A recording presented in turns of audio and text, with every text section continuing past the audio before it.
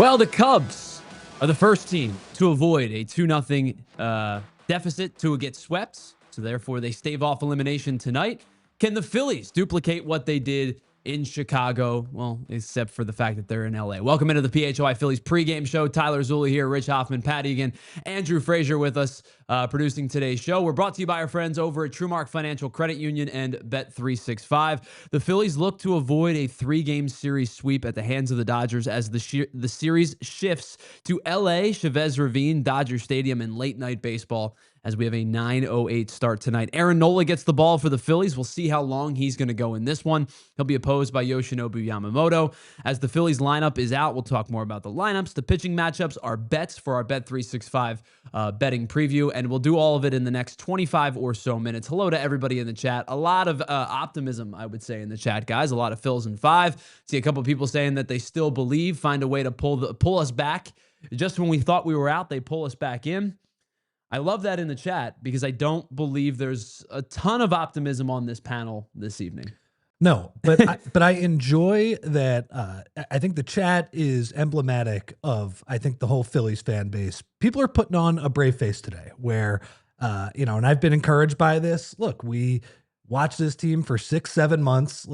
I'm not going to say it's over until it's over. And I'm channeling my inner Kevin Millar from 2004. Don't let us get this one today. Don't let us get this one. We got Sanchi going in game 4, and then the game 5, anything can happen. Well, I know you wrote that on your newsletter today, and you kind of said it to me today when you walked in, and I appreciate your hopefulness, and I appreciate everybody in the chat's hopefulness, and I don't necessarily hate it. It's not like I'm disagreeing, but I do think about where it's like, don't let them get one, and yes, you would get Christopher Sanchez in tomorrow's game and Jesus Luzardo in game 5. My concern in that regard is I don't think it forces the Dodgers to back down. I think you do get Tyler Glasnow tomorrow, who, while you did get to him for, what was it, a run in an inning and 2/3 or something along those lines, he did pitch out of the bullpen. You do get him tomorrow. But you would go back to Shohei Ohtani in game 5. I don't think this is going to mean like a Dodgers blink. I don't even know if they're going to scoff at it, because it is a veteran-laden lineup, and it's a group of guys who have won multiple World Series before. I appreciate the optimism, and I don't know if it phases the Dodgers the way that we would hope, especially knowing that Pat Egan's best friend, Aaron Nola, is on the mound tonight. Yeah, I'm dead inside because it just feels like the white flag game. Took off the glasses and everything. That's how he doesn't even want to see the chat. I don't even want to see the positivity. I appreciate it. I do. I'm envious of everybody out there who is positive. I thought I'd kind of get around to it, with the day off, and I actually feel worse. I'm even more angry about the fact that they're throwing Aaron Nola out there, who has a 6 ERA in a must-win game. Yet it's also very fitting. I do think part of my positivity is if the Phillies win the night, because this is the hardest game on paper by a mile. I don't disagree with that, by the way. I think you're right. Exactly for the reason Andrew just put up the graphic, Nola against Yamamoto to start this game. I mean, that is just massive advantage to the Dodgers on paper. And Tyler, I guess my optimism is, okay, yeah, maybe the Dodgers won't blink, but the Phillies would get a little confidence by winning this game. Like they'll have Sanchez going in the next few games. It's just, can they get over the hump tonight? So I'm going to ask both of you, because we sort of reacted to it live the other night when the Nola news got broken. I believe Rob Thompson said it in his post-game press conference. How are we feeling about it a few days later? Do you feel any differently about it? I don't. And I think Pat will probably have a little bit more of an emotional feel to it, because I know there's been a long line of conversation with Pat saying this is not where you want to be. Mine is more statistically driven, and I think the 3 things that really jump out to me, and Andrew, if you could flash that first graphic again, this was really where I wanted to get into tonight. Aaron Nola's struggle points this year are all in line with where I think this start goes, right? He has struggled in the first inning, a 7.94 ERA, 25 base runners in those 17 innings pitched. He struggled when he trails in the game, which if he's going to give up runs in the first, that means they're going to be trailing in the game. It's a 306 opponent batting average. He's given up 45 base runners while trailing. And I can't stress enough that he has struggled all year with first pitch strikes. His 61% first strike rate is the lowest of his career. That's where the velocity comes into play, where it's like he can pitch with diminished velocity if he's able to paint on the corners, if he's able to mix and match his spots. But if he falls behind, which you see there, it's a 460 OBP and a 576 slug, which leads to an over 1 OPS when he's behind in the count. If he's only throwing 61% of his first pitch strikes compared to his 65, near 66 career number, I think that all of the things that we worry about Aaron Nola play directly into the strength of how the Dodgers can attack him. That makes me feel worse. Like I already didn't feel good, and then you throw those stats out there. Tell me something he's good at. Just tell me this season something he's been good at, because it was like all of that start against the Twins. That's the thing. It's like, yeah, you're right. This is the hardest game to win because of the fact they're throwing their worst starting pitcher out there. The good news is we won't at least see the relief version of Aaron Nola in Jordan Romano. That's the one good thing. Now, look, historically speaking, he is very good against this Dodgers lineup. Like a lot of people were saying Ranger Suarez must be injured and stuff. If you look at this Dodgers lineup compared to, if you look at Ranger Suarez facing this Dodgers lineup compared to Aaron Nola facing it, Aaron Nola's kind of had a success where Ranger Suarez has gotten shelled. If you want a glimmer of hope with it. But that's historically speaking, that isn't this season where he has been arguably one of the worst pitchers in all of baseball. So no, nothing's changed. In fact, he just made me feel worse. Thank you for asking. Well, welcome to the TED Talk, I guess. Yeah, really. No Rav fourth inning, at least in this one. He's not going to get a chance. Yeah, so I do want to ask you guys, and I'm sorry, Rich, I don't mean to cut you off. I wanted to ask you guys about that. Like, they asked Rob Thompson about like what's the leash for Aaron Nola tonight, and he was very kind of non-committal to it. Is it one time through the lineup? I don't want to see him pitch to Ohtani twice. And even if he like summons, again, the idea, the bull case would be, okay, he knows that he's only going to get 9 batters. Sure. He'll throw harder. The curveball will be working against the Dodgers, but I don't want to see him twice against Ohtani. I think you mentioned earlier before the show, you don't want to see him at least get the Freeman. I don't want him facing Freeman twice. Second time. So that's the idea. And my whole thing with Nola here is I probably would not have done this either. I am angrier though that with Ranger Suarez pitching in at best here a bulk reliever role. Now I don't know exactly how healthy he is. I think there's probably some question of that with how the Phillies have used him. My issue with this is that Ranger Suarez probably should have pitched the 7th inning in game one if you were going to use him this way. That would have made more sense to me. I think there's been a lot of vitriol towards Rob Thompson, and some of it's fair. Maybe some of it's a little overblown because Rob Thompson isn't hitting 1, 2, or 3 in the lineup. Rob Thompson isn't, trying to manufacture outs in the 7th inning without the capacity to throw strikes like David Robertson did. He's not, having the inability to hit in crucial moments.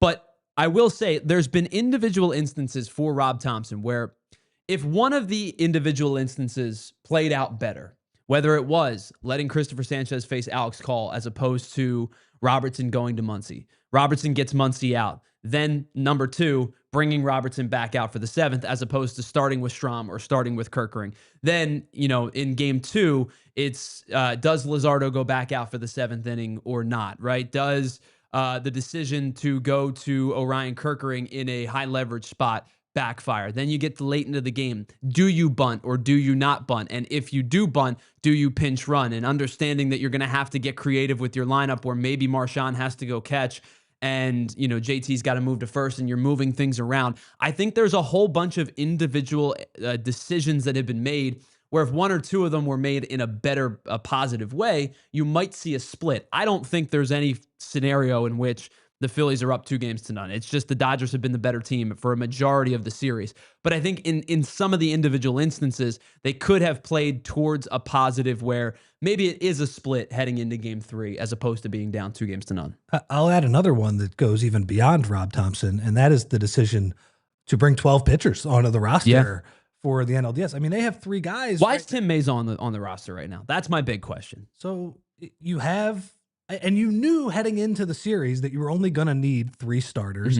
So fine. If you're going to pitch Nola and Ranger in sort of a piggyback situation, all right, that's 4 starters. You have Meza, you have Taiwan, you have Walker Buehler on this roster. Like you cannot tell me that one of those guys isn't expendable. And it came to look, Harrison Bader getting hurt. That was bad luck for sure. But it came back to bite them. And I went over and I looked at the Dodgers roster. They have one more position player on the roster. And isn't that kind of amazing? Because you figure, okay, you put all those pitchers on because if you get into an extra inning situation, you want as many relievers as possible. I get that. When you're facing the Dodgers bullpen, if you're going to get into an extra inning situation, that favors you. So you really don't need to have all of these extra pitchers because you figure, okay, well, if they have to use more pitchers, it's going to be bad for them. Let's put an extra position player on. And they don't. And on the flip side, the Dodgers go with the extra position player, even though they probably could use the extra pitcher because their bullpen is so incredibly bad. I mean, from top down, it has been an entirely cluster, you know what, from Rob Thompson, and I'll put Dave Dombrowski in there because I think he's got some hand in it, of roster construction and decision-making this entire series. And it's probably why in about 4 hours we're talking about the season. Well, and I will say, like, the option probably ends up being Garrett Stubbs, right? Because Johan Rojas is dealing with the quad injury. He was apparently unavailable to the NLDS. So it probably does become Garrett Stubbs, which doesn't, like, it doesn't spark confidence in any kind of offensive productivity, but you would have been able to use Stubbs as the pinch runner for Nick Castellanos or Weston Wilson and Stubbs or whatever it may have been, and been able to manipulate it enough where Weston Wilson stays into the game and plays defense in the outfield, and you can still figure out how you wanted to maneuver the rest of the lineup with that extra guy, as opposed to having to save Wilson for Harrison Bader, knowing that Bader can't run, which kind of gets us to the next point. Bader's out of the lineup again tonight. Was, again, similar situation, probably available to pinch hit, but the lineup is the lefty lineup with Nick Castellanos in it, so it's going to look like this. Trey Turner leads off. Kyle Schwarber hits second. Bryce Harper hits third. Alec Boehm 4. Brandon Marsh 5. JT 6. Max Kepler 7. Nick Castellanos 8. And Bryson Stott 9. So you have the lefty lineup with Castellanos in right field because of the Bader injury. Casty, away from those scary Philly fans. Yeah, I don't really have a lot else besides that. I mean, it's probably the move you have to make with that lineup. I mean, do I like that Alec Boehm is still hitting fourth in this lineup? No, I don't.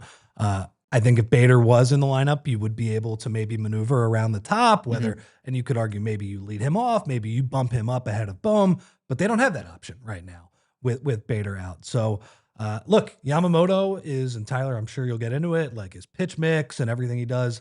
A lot of strikeouts, a lot of ground outs, just pretty consistent excellence. The one thing I've seen with him is that, you know, every third or fourth start, he does walk guys a little bit, and that's probably your best shot, is to run this pitch count up. Same thing as Snell the other night. They got 4 walks the other night, but, you know, continue to make him throw a bunch of pitches, and that's going to be your best shot. But, yeah, you know, Casty now in at the bottom of the lineup.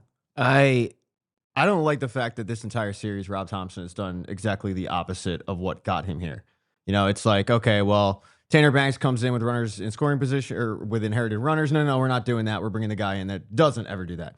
So in this particular situation, I want him to change the lineup a little bit and put Schwarber in the 3 or 4 hole. Because if you're going to live and die by the home run and you're expecting him to eventually break out, eventually he's going to hit it. He's going to run into one. Yeah. I want guys on base, especially with Aaron Nola pitching, because you figure you're probably going to need 6 or 7 if he's pitching. So I don't like the fact that we're basically throwing out the same lineup, expecting different results. Now, I know it's baseball and, you know, I mean, eventually, you know, guys will hit. But if you're going to do this whole, like, Dr. Jekyll, Mr. Hyde thing as a manager, then go full bore with it. So let me ask you guys this. Here's just one that kind of came to my mind, as you say, maybe moving Schwarber down to 4 for a game. And then you see how it works, right? How would you guys feel about this top 4 in a one-game scenario? Trey Turner leads off, bump Bryce Harper up to 2, Alec Boehm hits 3rd, and then Schwarber hits 4th. Now, I know, like, moving Boehm from 4 to 3 probably doesn't make anybody go, wow, what an incredible move. You now have a power hitter of 4 with Boehm hitting 3. But I think there's a little bit more value in the singles doubles guy hitting 3rd with the true power hitter hitting 4th if you move Harper up to 2, where he does see maybe an extra plate appearance, where he maybe sees, we were talking about it the other day with Ryan Spader was talking about this on Twitter, where the 3-hole hitter is the guy that comes up with bases empty and 2 outs, more frequently than almost any spot in the lineup. You bump him up to 2, that number kind of dissipates a little bit. You are trying things, and it's a fine line between attempt and desperation. And I know, Pat, you brought up like Aaron Nola might be the desperation move. This could be the attempt move, right? Moving Harper up in the lineup, move Schwarber to 4, split them with Bohm, go righty, lefty. You still have that ability. JT could hit 5. You have maneuverability with the amount of lefties and righties in your lineup. Would you guys be intrigued with maybe that top 4 as opposed to running it back with the same 4 for the 3rd straight game? Yeah, I mean, I can see the argument there. I can also see the argument that Schwarber and Harper have basically been in the 2 and 3 holes since, what was it, May, like early June. Mm-hmm. And, as Pat said earlier, some of Rob Thompson's worst decisions in these playoffs have been getting guys to do stuff that they were not asked to do in the regular season, or they were poor at in the regular season. Right. Whether that's Robertson pitching 2 innings, sure. or Ryan, coming in with runners on base. And I guess that's also the argument for Nola. If you're going to pitch him, you can't pitch him out of the bullpen because he clearly just doesn't have the stuff that's going to be able to play out of there. So you might as well start him, have his normal routine. Rob Thompson, with these 2 decisions, is clearly going with kind of what he knows. Mm-hmm. And that is how he's going down. I mean, he might be managing for his job tonight, very much so. We will see what happens if the Phillies do lose. So I hear what you're saying, but I think he's clearly saying, that the people I trust in the positions I trust, he's going to go with that. Yeah, I mean, I'm kind of talking out of both sides of my mouth because I'm ripping him on one hand for doing some of these moves, but then on the other hand, I'm going, okay, well then change it up because it hasn't worked. I don't necessarily think that and this was the argument that I always hated for 3 years about Kyle Schwarber hitting leadoff. It's like, oh, he's comfortable. And I would always say well, he's hitting a $197, get uncomfortable.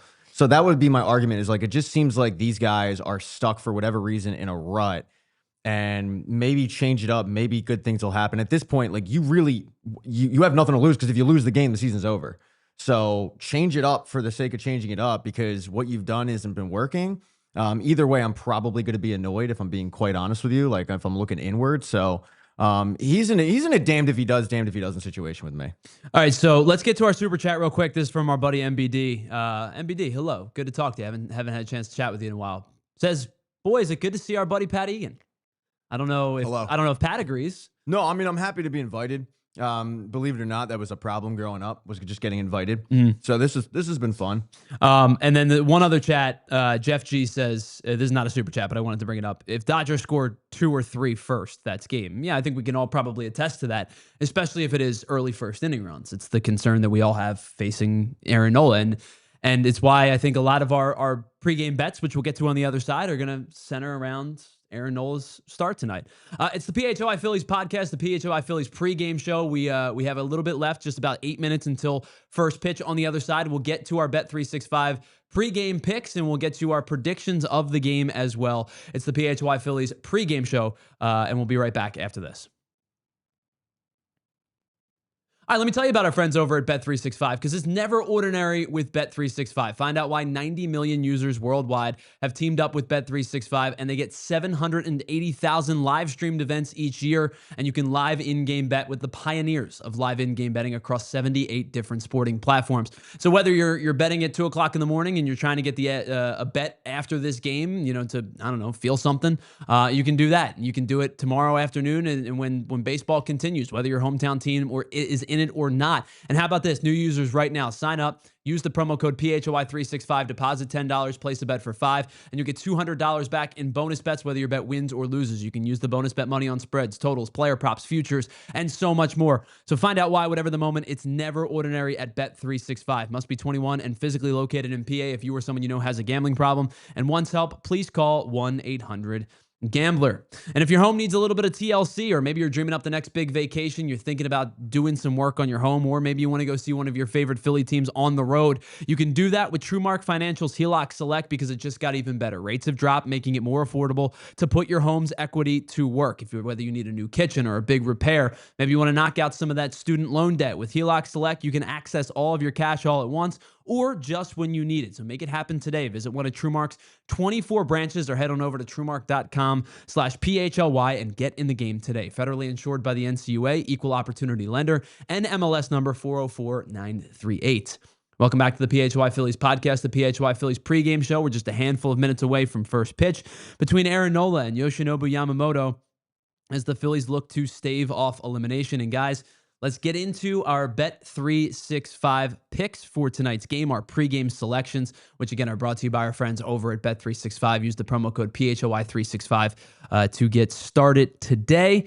And I'm going to start off today with a yes-run first inning bet. The Phillies and the Dodgers are both in the top 6 in terms of percentages of games in which they've scored in the first inning. The Phillies are 3rd best, the Dodgers are 6th best, and they're 4th and 5th respectively in runs per first inning at 0.63 and 0.62. This plays into our conversation about how bad Aaron Nola has been in the first inning. I do think that when I bet this, it's skewed to saying the Dodgers are probably going to be the team that scores first. Yoshinobu Yamamoto hasn't given up a run in 24 innings. I'm taking the yes run first inning today at plus 110. Well, when Trey Turner homers, Tyler, that'll... Listen, I'll take it however it happens. I'm cool with it no matter what, as long as the bet cashes. Well, that's good because you can hit it in kind of a more positive way for the Phillies. Pat and my bets are not exactly the same type of thing. I will go first. Even if Aaron Nola pitches well, I don't think he's making it more than one time through the order. So the idea that he's going to get 8.5 outs and basically retire these guys, the minimum number of batters through 3 innings, just not seeing it. I think Rob Thompson is going to have a pretty quick hook for him. Get Ranger Suarez into the game. Get your better pitcher into the game. That's minus 130, but I think that is pretty safe. I would be surprised if Aaron Nola gets through the 3rd inning.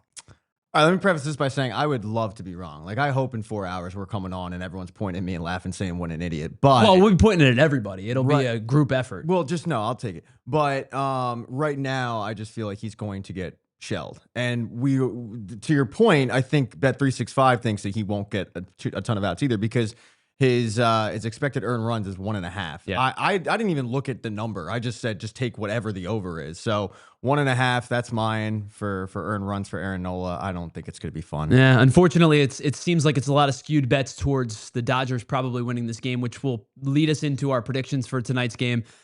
I know, Rich, you were Mr. Optimism of the group. Maybe I don't say Mr. Optimism. I say the most optimistic of the 3. Low bar. It is a low bar to clear. I am going to tell you this. I think one of 2 things happen.